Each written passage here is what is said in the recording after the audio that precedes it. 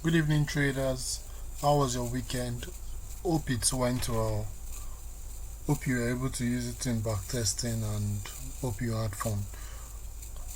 As usual, like I always post every analysis for the peers in the forex market, most peers in the forex market. I'll be doing the same thing for this week, but this week we'll be using also what we'll call commitment of traders to balance our thought towards the movement of the pair. Now let's start with the weekly time frame for euro. Like we said last week, we've broken structure to the upside and this is a retracement, and we expect either euro in a long term coming down to this place before we see a movement to the upside, creating a higher high. That's what we said. But based on the fact that it's a weekly time frame, it is not something that we expect to happen so soon. So let's check what the daily is saying. Now if we move to the daily time frame, we would notice that last week we spoke about euro coming to this supply zone and we were expecting it to break. Though after looking at H4 we saw that it was sitting on a supply zone, so there was no way it might have broken. Now let's quickly move to the 4-hour time frame. Now on the 4-hour time frame, we noticed that there was a rejection at this particular supply zone. There was a rejection. So what do we expect right now? Now we expect that euro should come to this particular point before a movement to the upside. Also, we can see supply sitting somewhere here before going to the upside. So we may see something like this in the market or something like this for the euro. Any one is possible. But why did I say that? Now let us look at commitment of traders for euro. So if we search for euro, we'll notice that more longs have been closed. 39k long have been closed, but also they are closing also short positions. So the non-commercial represents the banks, the big boys in the market. So we may expect that euro is likely to be a little bit weak before we expect to a movement to the upside. Now let's move to the next pair. Now the next pair we'll be analyzing is the dollar index. Last week we spoke about dollar rejecting on this supply zone, and we also said if we did not reject on that supply zone, we are likely to see it reject here. Well, like I would always say, I'm not the owner of the market, so I may not be able to get the exact point, but I would only give a range where we expect reversal. Now going to the 4-hour time frame, you can see that there was a reversal. Now we are coming towards this supply zone, which can serve as a place whereby we will see a movement to the upside. Aside that, we can also see this point being a supply zone, which may serve as a movement to the upside, or this serving as a movement to the upside. Now, why am I anticipating a movement to the upside? Okay, before we move to that, I remember that last week for the daily, this was the point that we said we're expecting reversal. So, as I said previously, looking at 4-hour time frame, we can see supply sitting here and supply sitting here.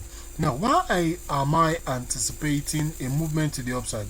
Now, looking at the dollar index here,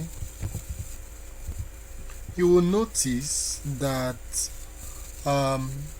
for the dollar index, they've opened more long position and no short position. So that means that we won't be surprised to see a strong movement of the dollar to the upside. So this week, expect the dollar to be strong. So if you're trading pairs against the dollar, then you should know how to manage your portfolio. Now let's quickly move to GBP.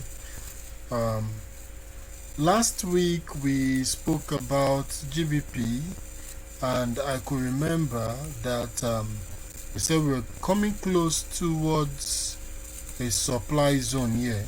Now the reason why I'm skipping weekly for this one is because it's likely we may not see any movement so serious to the weekly supply zone, and that's why I'm starting with my daily. But please note that it's very good to do your analysis from the monthly, weekly and daily. But to make this video short and educative, that's why I've decided to make it a little bit faster. Now we can see that from this zone we have a break of structure here, so it's bullish for GBP on the daily time frame, and we are sitting on this supply zone. Now if this supply zone will work, we should expect a movement to the upside from here. But if the supply zone will not hold, we may expect a movement from there. That's for the daily. For the 4-hour time frame, let's see what are the possible scenarios that we might have. Now on the 4-hour time frame, we can see that price has been consolidating towards the downside. It's been making a series of lower high, lower low, lower high, lower low. Now on the 4-hour time frame, and we've also tapped into this supply zone, so I am expecting a movement to the upside to break this particular high or this particular high, one of them. Then on the retracement, we may see that what's it called, the GBP is moving up. But let's see what the commercial banks are doing for GBP. Maybe it's in line with what we have. Now if you look at the GBP, we can see that there is a lot of short positions here. We're having more of short positions opening. Now since we have more of short positions opened, that doesn't mean that we cannot get the movement to the upside. But now I think I would have to rephrase that we expect price to reject this supply zone. I expect price to reject this supply zone and come lower. That's what I'll be expecting. Price to hit this supply zone, then come lower. Other than expecting a movement to the upside and coming down. But that is also possible, because we should know that the financial market is all about inducement, liquidity, and also trapping traders. So if this supply zone will not hold, they may push price above this point so that people can think that the price or GBP is now strong or is going higher. Then they would definitely drop the price downwards. Now that's all we have for GBP. Now let's move to CHF. What can we see on the daily time frame? We'll notice that we're making a series of movement to the upside, but before the movement to the upside, on the weekly time frame, we will notice that we've gotten to a supply zone. Let me show that, so that for those that don't understand how I got that, so you can see we are sitting on a weekly supply zone for weekly, and the weekly has been in a downtrend. So what are the possible scenarios of what we might see? Now we may see some movement to the upside a little bit more before we fall to this downside. But let's go to the 4-hour time frame. On the 4-hour time frame, we can see that we are already showing some signs of bearishness, because this is the higher low and we have higher high, and there's a break of structure. So we may see a movement to this upside. Before we fall. But before then, let's see what the big boys are doing for CHF. CHF. Okay, for CHF you notice that more of short positions have been added while few long positions have been added. So what does that imply? More of short have been added, so that means that we are expecting that CHF will become weaker. But like I said, we may expect it to come towards this zone or take liquidity here before flowing to the downside. That's what we expect for the CHF for this week. Now, if this would not happen, we may expect price coming down to this area and forming a low before flowing towards the downside. Because this is also a supply zone, or if you are to look at the 1 hour, you see supply sitting there, so it may just drop from there. But it will be better if price will move up to the upside, grab liquidity and calm down. Now let's move to the next pair.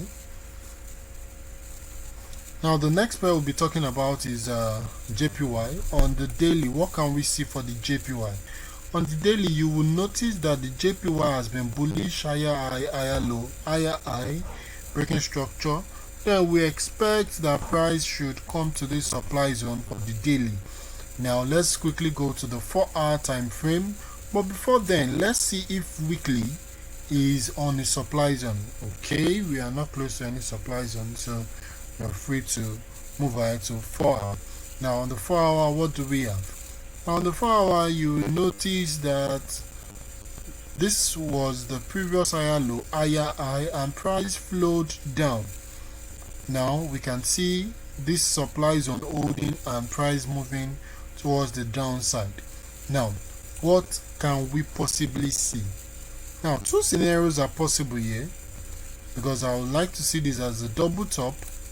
Now we can move to the upside and flow down before moving up, or we can possibly move to the downside, create something like this, then before we continue our movement to the upside.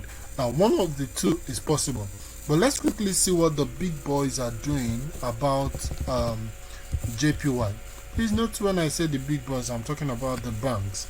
Now you will notice that the JPY, they've closed more of long positions, so we are expecting a little bit of we're expecting some weakness in the JPY. So, and they've opened 2000k plus short positions. So what are the possible scenarios? Well, like I said, any of the two is possible. Any of the two is possible, because since we are weak, we may expect a movement to the upside before flowing to the downside to meet up with that daily supply zone. Those are the possible scenarios. Now let's move to the next currency, which is CAD. Let's see what the CAD is doing on the daily time frame. We have higher high, higher low. Now we can see supply here, and it's still tapping into the supply zone. So for the daily, we can see series of highs here. So I won't be surprised if I see price coming to this place and creating something like this. But let's see what the 4 hour is talking about.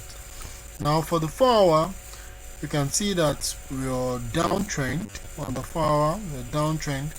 We've not had a break of structure, no possible break of structure, but I would like to see price tap into this supply zone here before we can see anything. Now we may possibly not come to the downside, we may just stop somewhere here and move up, but let's see what CAD is from our COT perspective.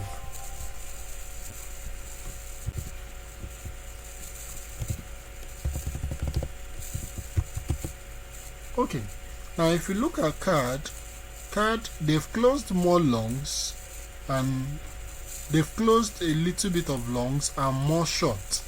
So what do we expect from the CAD? Now since they've closed more of short position, we expect CAD to be a little bit stronger. So like I said, I'm expecting it to come to this upside maybe respect the supply zone here, or still come down to this supply zone here before moving to the upside. That's what I expect for the card. Now the AUD, the Australian dollar, on the daily time frame, what can we see? Now the daily time frame, we can see that the Australian dollar is moving towards this supply zone, this daily supply zone. And for the 4-hour time frame, we can see that the supply is sitting here, but before then you can also see that there's another supply zone sitting here. Now if price will respect this supply, we may expect what's it called, a little fall to this downside. Then from there we may be seeing some movement to the upside, or possibly come down towards this area. One of them is possible, but let's quickly see what the COT data is saying. Now please note that you are not to use the COT data only. You are to combine with your own strategy, and that will help out. Okay, like I said we may have to see a movement to the upside. Either one of these supply zone will be respected before we see further movement to the downside. Let's be aware that the Australian dollar is still weak. If we look at the weekly time frame, let's see, do we have a target?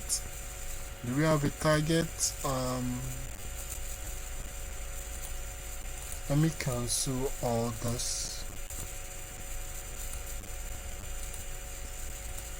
Okay. Now we may expect it to come towards this weekly supply before any movement to the upside. Also, don't let us forget that we are bullish on this pair, but this is just a weekly retracement before we expect the possible movement to the upside. Now the last particular pair will be taken, which is going to be NZD. Now on the daily, what can we see on daily of NZD or NZD?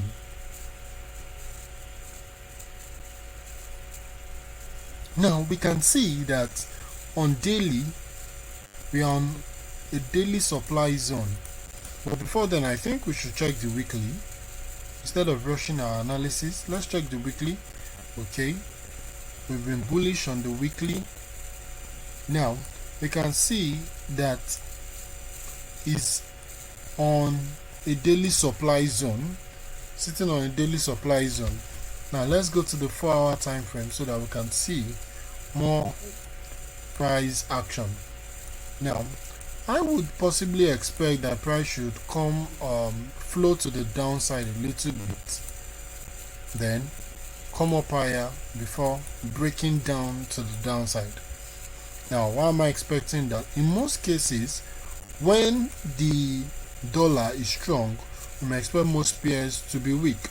Now let's quickly check what the big boys are doing for NZD. Now NZD, they've opened more short positions than long positions, so we expect it to be weaker.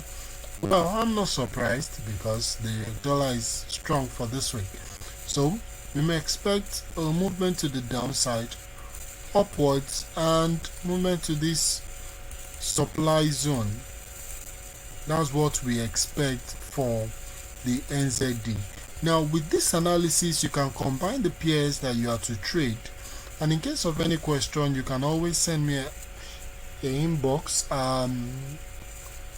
send me a message. I will be glad to respond to your message. Thank you very much, and please make sure you share, like this video for